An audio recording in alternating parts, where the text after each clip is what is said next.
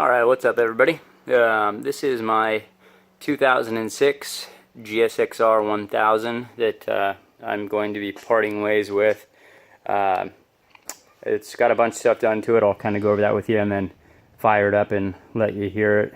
I can tell you right now, because I already kind of did this once, that the microphone in my Galaxy smartphone thingy does not pick up the sound of the bike at all.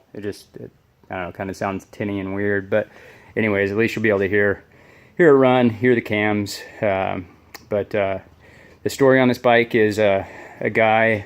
I'm only going to use his name because number one, I never met the dude.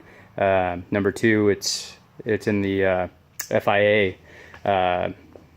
records. You can search it and find out who he is or that he rode this bike. So never met the guy, but anyways, his name was Nathan McBride. And supposedly, the story that I was given is that he had two bikes built for Bonneville in 2007. I think it was Speed Week. And one turbo, one non-turbo. This is the non-turbo bike.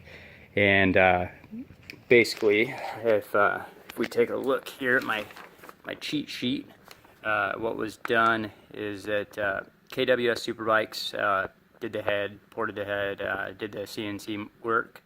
They also did the titanium valves with the 5-angle seat cut, port match head with intake. It's got webcams.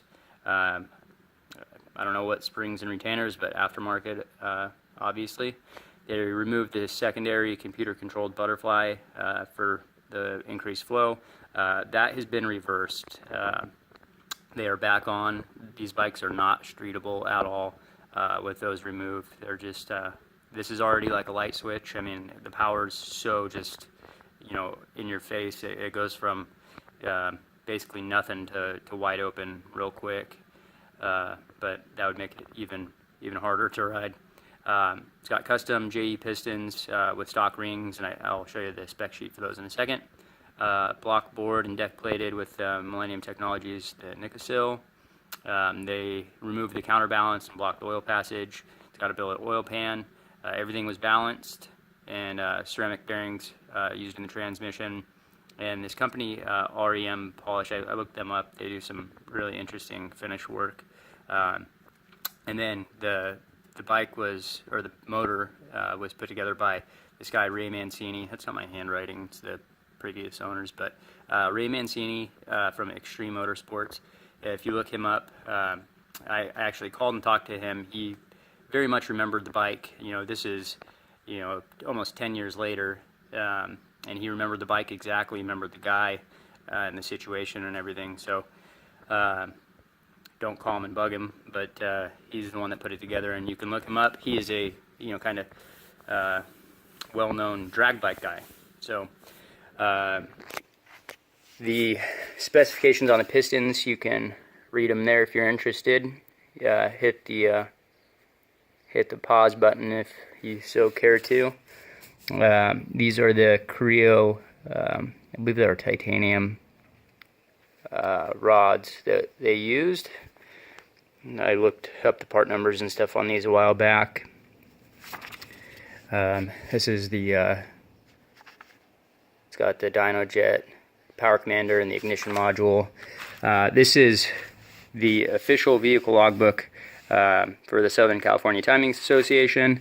This has the speed pass for the rookie run. I guess when you're doing this stuff, you gotta earn your licenses and such. So this was the run. I believe you have to stay under 150 miles an hour, and got signed off there.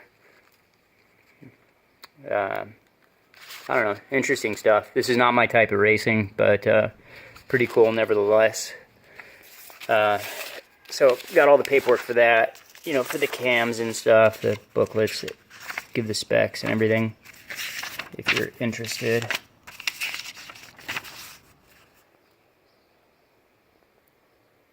I just realized I'm not wearing my wedding ring. Alright, anyways, enough talk.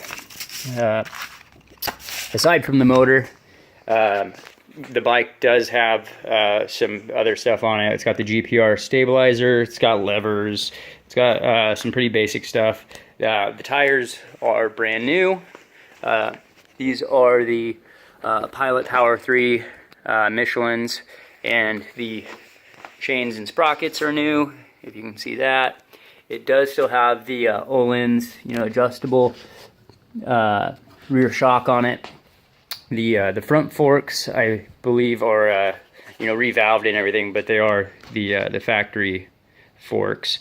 It does have aftermarket fairings on it and a MotoGP, just slash exhaust.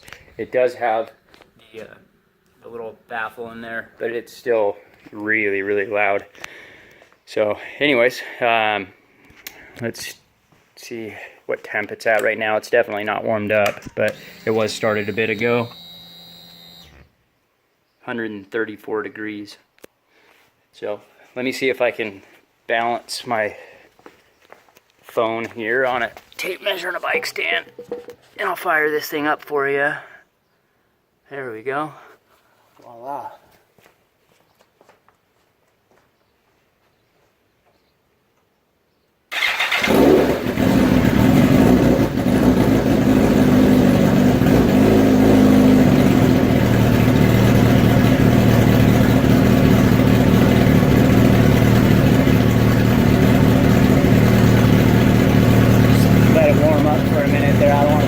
At it when it's cold.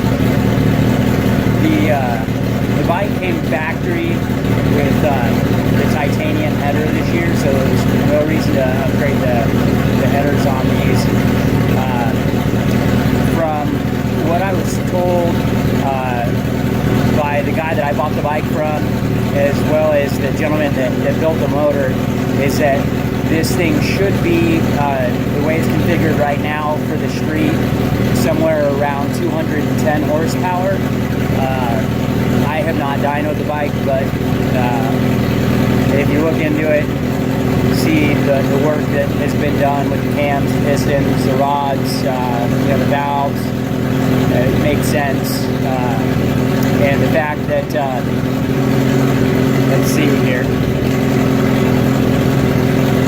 The guy that built the bike was able to do 188.117 miles per hour for that standing mile, I guess, on September 5th, 2007 in Bonneville on the Salt Flats. Again, I'm not into this type of racing. I grew up racing motocross and stuff, but it was Category 1, Group A1, Division A, Type 2, 3+ cylinder, 750 to 1000 cc, if that makes sense to any of you guys. Anyways, let me throw some revs at this thing and be done talking to myself.